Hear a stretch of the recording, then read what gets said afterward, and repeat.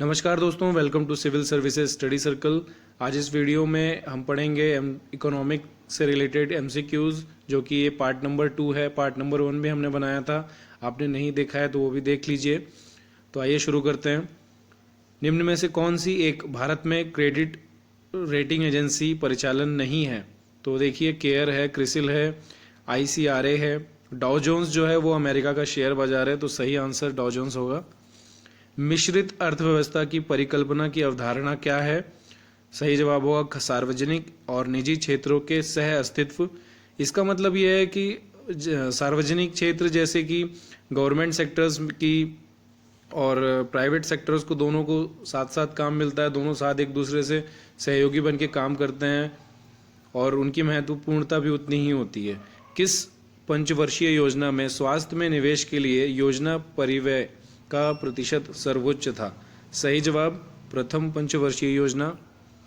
भारतीय लघु उद्योग विकास बैंक किस वर्ष स्थापित किया गया था? सही जवाब 1980। एक मुक्त अर्थव्यवस्था में आय की असमानता का मुख्य रूप से कारण क्या है? सही जवाब निजी संपत्ति और विरासत। जनसंख्या और आर्थिक समृद्धि के घनत्व हैं, बिल्कुल एक दूसरे से संबंधित नहीं है। चाइना भी एक उदाहरण है, वहाँ की जनसंख्या ज़्यादा है परंतु वो भी एक आर्थिक समृद्ध देश है आज। ऊंचे दर्जे का प्रतिभूति क्या कहलाती है? जो हाई दर्जे की प्रतिभूति कहलाती है सरकार द्वारा जारी किए गए सिक्योरिटीज़। निम्न में से कौन सा एक भारत में विकास के लिए योगदान नहीं है? सही जवाब जनसंख्या वृद्धि। बैंक दर वह दर है जिस पर भारतीय रिजर्व बैंक वाणिज्यिक बैंकों को ऋण प्रदान करता है, और जब वाणिज्यिक बैंक केंद्रीय बैंक को ऋण प्रदान करते हैं तो उसे रिवर्स रेपो दर कहते हैं। केंद्र द्वारा वसूल किए गए कर व शुल्क में राज्यों के हिस्से का प्रतिशत कितना है? सही आंसर है 42%। पहले ये 32% था, लेकिन जिसे बढ़ाकर 42% कर दिया गया। निम्न में से कौन सा एक प्रत्यक्ष कर है? तो इनकम टैक्स जो होता है, आयकर, वो डायरेक्ट टैक्स है। निम्न में से कौन सा एक प्रत्यक्ष कर नहीं है? तो आयकर जो है प्रत्यक्ष कर है, संपदा शुल्क भी प्रत्यक्ष कर है, धन कर भी प्रत्यक्ष कर है। जो बिक्री कर होता है, सेल टैक्स, वो प्रत्यक्ष कर में नहीं आता है, वो अप्रत्यक्ष कर में आता है। विश्व व्यापार संगठन का पूर्व नाम क्या था? तो विश्व व्यापार संगठन का पूर्व नाम GATT था, और ये 1948 में बनाया गया था। गैट 1995 में माराकेश के तहत इसका नाम चेंज करके WTO कर दिया गया। निम्नलिखित करों में से कौन सा केंद्र सरकार के लिए राजस्व का एक स्रोत नहीं है? सही जवाब निगम कर। ये जिला प्रशासन के द्वारा वसूला जाता है और वहीं की लोकल जनता के लिए खर्च किया जाता है। अंत्योदय कार्यक्रम राज्य में सर्वप्रथम कहाँ शुरू किया गया था? सही जवाब पश्चिम बंगाल में। निम्नलिखित राज्यों में से कौन साक्षरता के निम्नतम स्तर पर है? बिहार राज्य जो है वहाँ पे शिक्षा के मामले में वो सबसे निम्नतम स्तर पर है देश में, और सबसे हाई स्तर पर जो है वो केरला है। योजना आयोग कब स्थापित किया गया था? सही जवाब 1950। योजना आयोग जो था वो प्रथम प्रधानमंत्री पंडित जवाहरलाल नेहरू के द्वारा आयोजित स्थापित किया गया था, और वही उसके प्रथम अध्यक्ष भी थे। इसका नाम चेंज करके 2015 से नीति आयोग कर दिया गया, और प्रधानमंत्री जो होता है वो इसका पदेनाध्यक्ष होता है। मोटर वाहन अधिनियम कब पारित किया गया था? सही जवाब 1939। उस समय अंग्रेजों का ही शासन था, ब्रिटिश शासन था, और उसी समय यह अधिनियम पारित किया गया था। परिवहन का सबसे सस्ता साधन कौन सा है? तो सब लोग सोचते होंगे कि रेल जो है वो सबसे सस्ता होता है, ऐसा नहीं है दोस्तों। जल मार्ग जो है वो सबसे सस्ता होता है। भारत विकास मंच IDF पहले किस रूप में जाना जाता था? सही जवाब भारत सहायता संघ। निम्न में से कौन सा एक जवाहर ग्राम समृद्धि योजना के बारे में सही नहीं है? इसमें सही जवाब होगा केंद्र और राज्यों के बीच लागत साझा 50-50 अनुपात पर है। ये सही नहीं है, बाकी सभी सही हैं। ग्राम पंचायत योजना लागू करेगा, ग्राम सभा को सामाजिक अंकेक्षण का कार्य सौंपा गया है, योजनाएं ग्राम सभा द्वारा अनुमोदित किया जाना है। इनमें से किसे एक राष्ट्रीय ऋण के रूप में नहीं देखा जाता है? सही जवाब राष्ट्रीय बचत प्रमाण पत्र, जिसे एनएससी भी कहते हैं, नेशनल सेविंग सर्टिफिकेट। भारत में सिक्के की दशमलव प्रणाली को कब बदल दिया गया? सही जवाब अप्रैल 1957 से। भारत का विदेशी मुद्रा भंडार में क्या क्या शामिल होता है? तो इसमें गोल्ड भी शामिल होता है, एसडीआर जो होता है स्पेशल ड्राइंग राइट्स वो भी शामिल होता है, और विदेशी मुद्रा खास करके शामिल ही होती है। राष्ट्रीय आय का वास्तविक अर्थ क्या है? तो राष्ट्रीय आय का वास्तविक अर्थ है स्थिर मूल्यों पर राष्ट्रीय आय। गरीबी की समस्या से निपटने के लिए एक गंभीर प्रयास शुरू किया गया, तो वो कौन सी पंचवर्षीय योजना थी? तो गरीबी हटाओ का जो नारा दिया गया था वो 5वीं पंचवर्षीय योजना में दिया गया था, उस समय इंदिरा गांधी सरकार थी।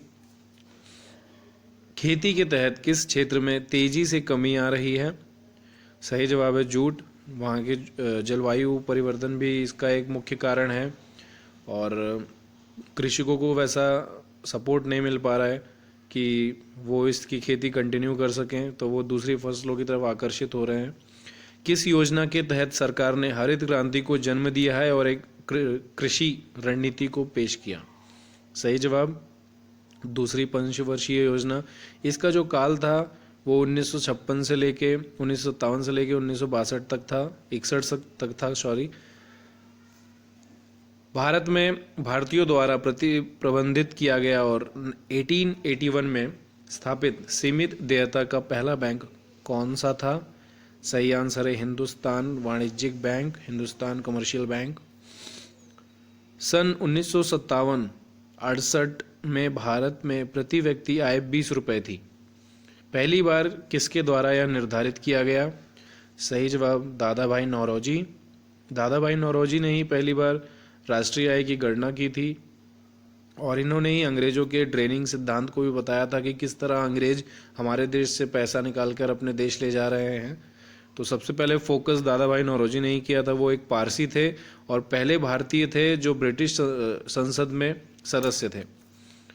कम विकसित देशों में गरीबी की वजह क्या है? तो सही जवाब है आय में असमानता।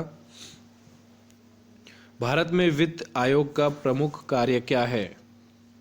सही जवाब केंद्र तथा राज्य के बीच राजस्व का वितरण करना। निम्नलिखित राज्यों पर विचार कीजिए: गुजरात, कर्नाटक, महाराष्ट्र, तमिलनाडु। उपरोक्त राज्यों के प्रति उनके प्रति व्यक्ति निवल राज्य घरेलू उत्पाद के संदर्भ में अवरोही क्रम क्या है? तो देखिए, सबसे पहले तो सबसे ऊपर जो राज्य है उसका नाम है महाराष्ट्र, उसके बाद आएगा गुजरात, उसके बाद आएगा तमिलनाडु, लास्ट में कर्नाटक। इन 4 राज्यों में भारत का अधिकतम विदेशी व्यापार किसके साथ है? तो जापान के साथ है। वहाँ से जो भारत है टेक्नोलॉजी का भी आयात करता है, गाड़ियाँ आती हैं वहाँ से, तो और बड़ी बड़ी मशीनें भी जापान ही एक्सपोर्ट करता है इंडिया को। निम्नलिखित कथनों पर विचार कीजिए: कपास, मूंगफली, मक्का, सरसों। उपरोक्त कथनों में से खरीफ की फसलें कौन कौन सी हैं? तो देखिए, कपास, मूंगफली, मक्का ये सभी खरीफ की फसलें हैं। सरसों जो है वो रबी की फसल होती है। रबी की फसलें सर्दियों में उगाई जाती हैं और गर्मी शुरू होने से पहले ही काट ली जाती हैं। निम्नलिखित में से कौन सा एक सही कथन है? सेवा कर जो होता है वो सेंट्रल गवर्नमेंट, केंद्र सरकार द्वारा लगाया जाता है, जो कि एक इनडायरेक्ट टैक्स है, अप्रत्यक्ष कर है।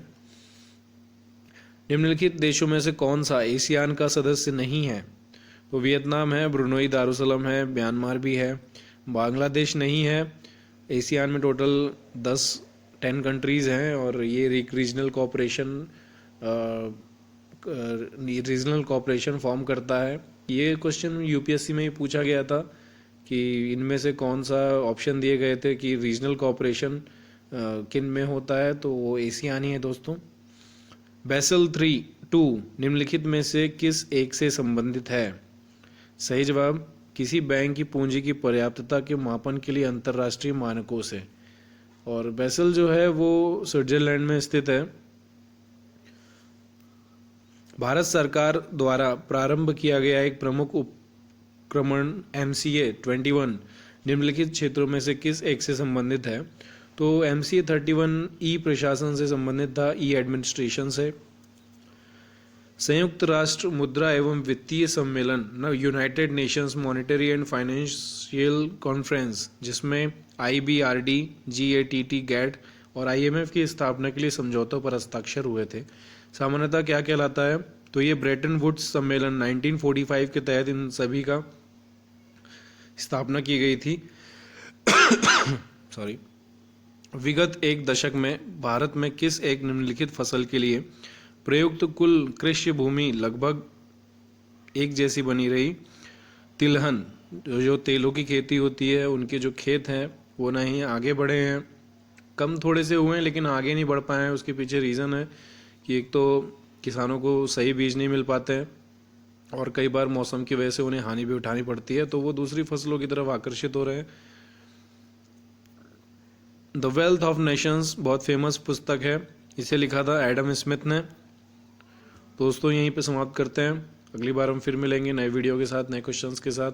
आपको वीडियो पसंद आया हो तो लाइक कीजिए, सब्सक्राइब कीजिए, हमें पढ़ाई करते रहिए। तब तक के लिए नमस्कार, धन्यवाद, टेक केयर।